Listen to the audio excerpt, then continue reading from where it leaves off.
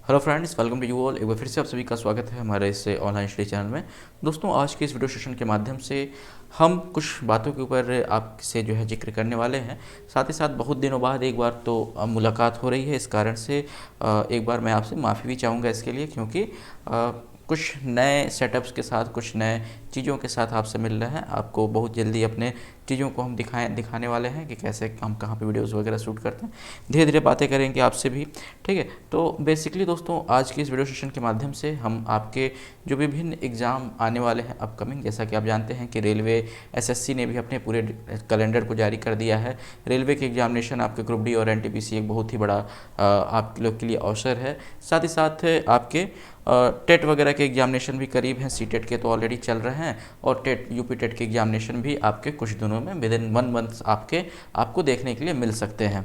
तो दोस्तों, इसी को ध्यान में रखते हुए आज एक ऐसे टॉपिक के ऊपर हम बात करने वाले हैं जो कि आपके सारे ही के एग्जामिनेशन में, चाहे तो आप किसी कॉम्पिटेटिव एग्जाम में बैठते हो या फिर कोई भी टेट सीटेट या फिर यूपी टेट कोई भी एग्जामिनेशन हो, सारे ही एग्जामिनेशन में यहाँ से क्वेश्चन आते हैं।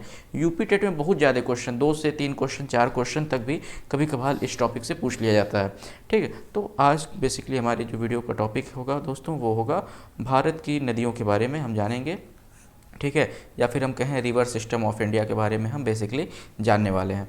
तो सबसे पहले दोस्तों, रिवर्स के बारे में पढ़ रहे हैं तो कुछ टर्म्स का हम यूज़ करेंगे, कुछ शब्दों का यूज़ करेंगे जिनके बारे में हम समझ लेते हैं। देखिए, सबसे पहला आपको समझना होगा कि कोई नदी जहाँ से शुरू होती है, कोई नदी जहाँ से निकलती है, उस स्थान को या फिर उस निकलने के पॉइंट को हम क्या कहते हैं।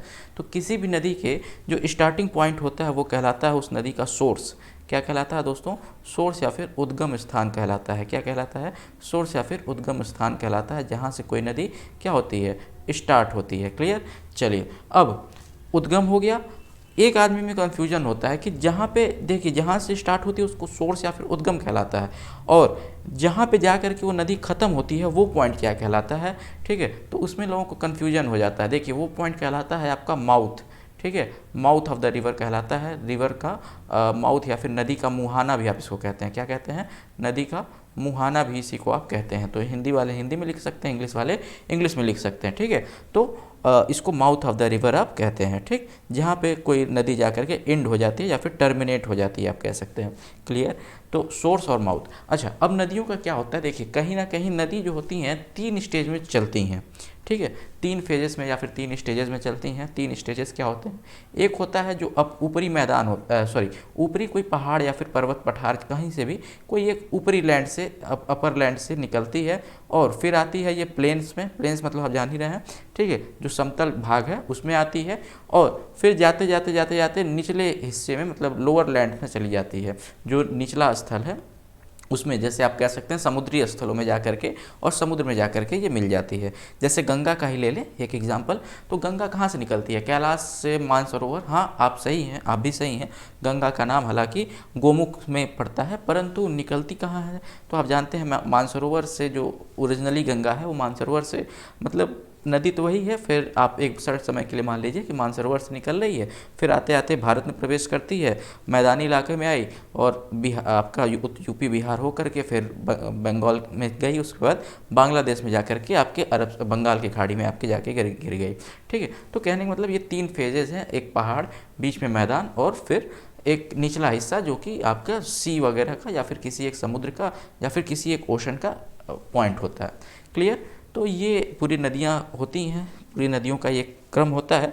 इस क्रम को फॉलो करने में, मतलब इस अपने सोर्स से आकर के और मुहाने तक जाने में वह अपनी मार्ग को कई बार बदलती हैं और कई बार कटाव करती हैं, ठीक है। तो कटाव किसको कहेंगे दोस्तों? जो ये जिग जैग मोशन हो जाता है, जैसे नदियों का, जब आप कभी नदियों का डायग्राम बनाते होंगे बचपन में, तो कुछ इस प्रकार से आप बनाते हैं, ठीक है। तो ये जो आपका ये जो जिग जैग आप बना रहे हैं ऐसे ऐसे, इसी को क्या कहते हैं? नदियों का कटाव कहते हैं। इंग्लिश में इसी को मिएंडर कहते हैं। क्या कहते हैं दोस्तों? मिएंडर कहते हैं, ठीक है। इसी को इंग्लिश में मिएंडर कहते हैं, इसी को कटाव भी आप कह सकते हैं। क्लियर? चलिए, इतनी बातें अगर आपको क्लियर हो गई तो आपको 2-3 चीज़ें और जान लेना। देखिए, एक नदी होती है, एक मुख्य नदी होती है, उसमें आकर के कई सारी नदियाँ जुड़ रही होती हैं, ठीक है।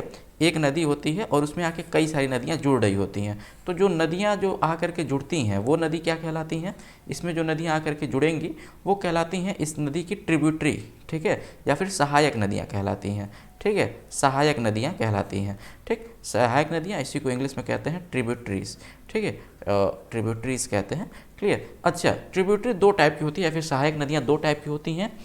कौन कौन सी? एक ऐसी नदी होती है जो क्या करती है, पानी ला करके एक मेन रिवर में ला करके पानी को छोड़ेगी, ठीक है, मतलब अपने पानी को ला करके मेन रिवर में ला करके डाल देगी, ठीक है, तो पानी का वॉल्यूम बढ़ जाएगा। और एक नदी ऐसी होगी जो क्या करेगी, पानी निकाल करके ले जाएगी, मेन रिवर से पानी निकाल करके ले जाएगी।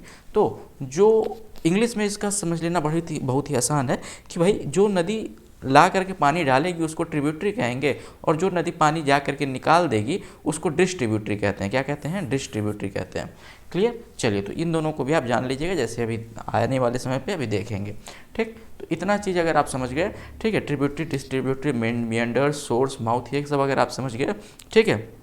एक और होता है जो संगम होता है नदियों का, जहाँ पे नदियाँ, दो नदियाँ या फिर दो से ज़्यादा नदियाँ आपस में आकर के मिलती हैं, उस पॉइंट को हम क्या कहते हैं? नदियों का संगम कहते हैं, या फिर इसी को हम कॉन्फ्लुएंस कहते हैं, ठीक है, कॉन्फ्लुएंस कहते हैं इंग्लिश में, ठीक। इंग्लिश में इसको कॉन्फ्लुएंस कहते हैं, या फिर हिंदी में इसी को हम क्या कहते हैं दोस्तों? तो संगम कहते हैं, नदियों का संगम कहते हैं, क्लियर। इतनी बातें भी अगर आपको क्लियर हो गई तो अब आप जानिएगा कि देखिए नदियों का 3 कार्य होता है। नदियों का बेसिकली कितना कार्य होता है? तो 3 कार्य होता है, ठीक है। नदियाँ मतलब जब चलती हैं तो 3 टाइप के वो जो है कहा जाए कि 3 प्रकार के डिपॉजिट करती हैं। डिपॉजिट मतलब समझ रहे हैं, एक जगह से कुछ चीज़ें ला करके और कहीं दूसरे जगह पे उसको जमाना, तो 3 प्रकार से डिपॉजिट करती हैं, ठीक। उसमें मतलब 3 चीज़ का फॉर्मेशन करती हैं बेसिकली मैं कहूँ तो, ठीक है। एक होता है, देखिए, एक होता है जो सबसे मुख्य होता है, वो होता है आपका डेल्टा। क्या होता है? डेल्टा होता है। तो मैं इसको यहाँ पे लिख देता हूँ, सबसे मुख्य जो होता है वो आपका डेल्टा होता है, क्लियर। उसके बाद आपका एक होता है एक्सचुरी, ठीक है, एक होता है आपका एस्चुरी, और एक आपका होता है ऑक्सबो लेक जिसको हम कहते हैं, ठीक है, ऑक्सबो लेक हम कहते हैं। ये तीनों को हम समझ लेते हैं एक बार, ठीक है। देखिए डेल्टा क्या होता है, जैसा कि गंगा और ब्रह्मपुत्रा मिलकर के डेल्टा बनाती हैं, जिसको कि सुंदरबन का डेल्टा कहते हैं, जो पूरे विश्व का सबसे बड़ा डेल्टा माना जाता है।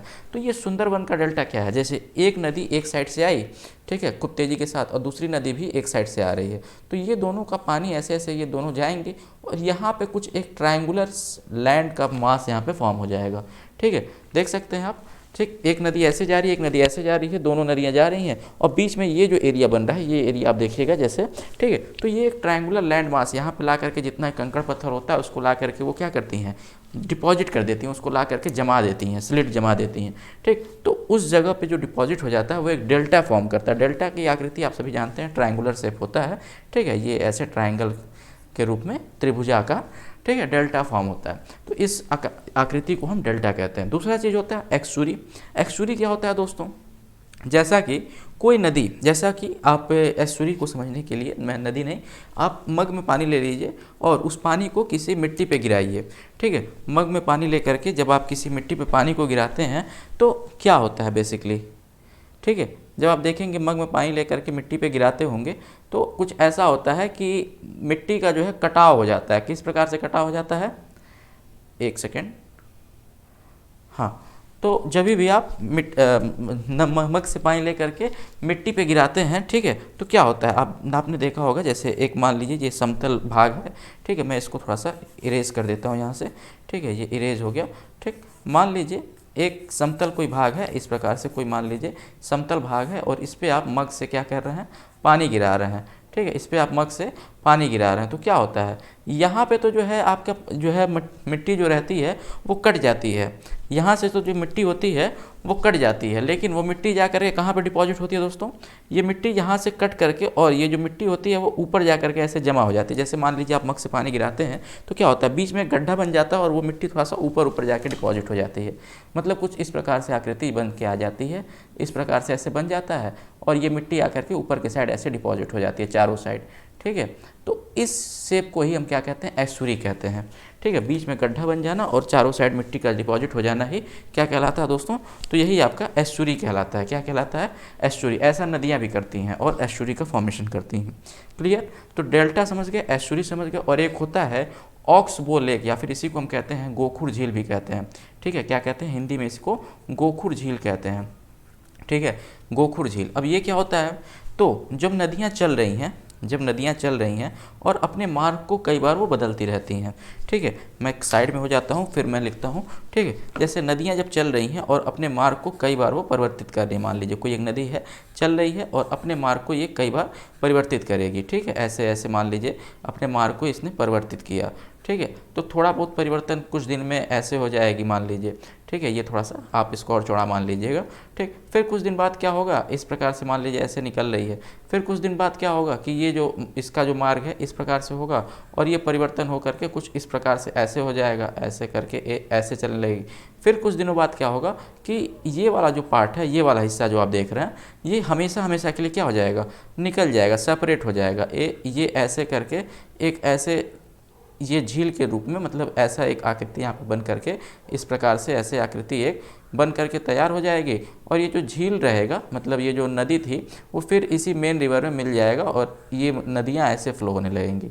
ठीक है, और ये वाली जो आकृति थी आपकी वो बन करके निकल करके अलग हो जाएगी इससे एकदम बिल्कुल।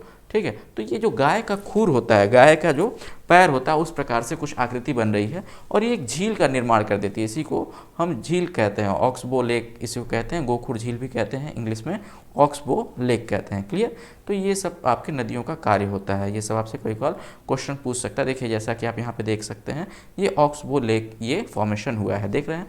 ठीक है, ये देखिए इस प्रकार से यहाँ से आकर के और यहाँ पे जा कर के ऐसे मिल गया है। क्लियर, तो ऐसा कुछ है।